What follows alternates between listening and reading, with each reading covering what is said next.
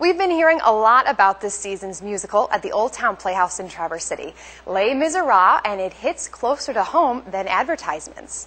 Our own 5 o'clock producer, Katie Masters, is also in the show and is with us live from the Old Town Playhouse to give us an inside look into this play. Good morning, Katie.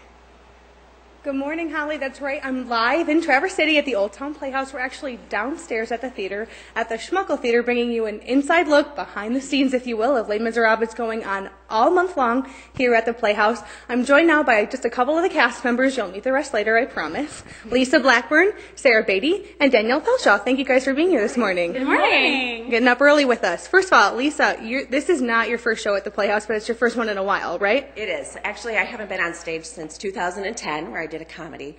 But I started back in 1987 of all years. I know, go figure, right? Right. You couldn't tell. Anyway, so tell us what it's like to be a part of the show. It's absolutely fantastic. It's one of those shows that come around once, I think, in a while. And we decided, you look at it and it's like, it's a bucket list part. It really is. It's an opportunity for a lot of people to come out and just really show what they have. And there's so much talent in this town, and it's really wonderful to be a part of. Yeah, and actually there's so much talent in this town that the powers that be, if you will, decided to put two people in each lead role. It's two casts, so it's a different show every single night. And we actually have both of them represented here. Lisa is in one cast, Sarah is in the other, and Danielle is in both. So now what people may not know is that the Old Town Playhouse is pretty much all volunteer run, which means everybody you see on stage is volunteering their time, and that means that we all have real jobs and real things going on in our lives. And Sarah, you also have a daughter. You have a job just like the rest of us. Tell us what it's like to juggle all of that. It's definitely a handful. I have a 3.5-year-old daughter named Lula May. I work at TCAPS Montessori, and I work at Tilly's Party Store. It's like a juggling act, for sure. You try to squeeze in as much sleep as you can, and but I wouldn't change it for the world. It's been such a great opportunity to be a part of the show.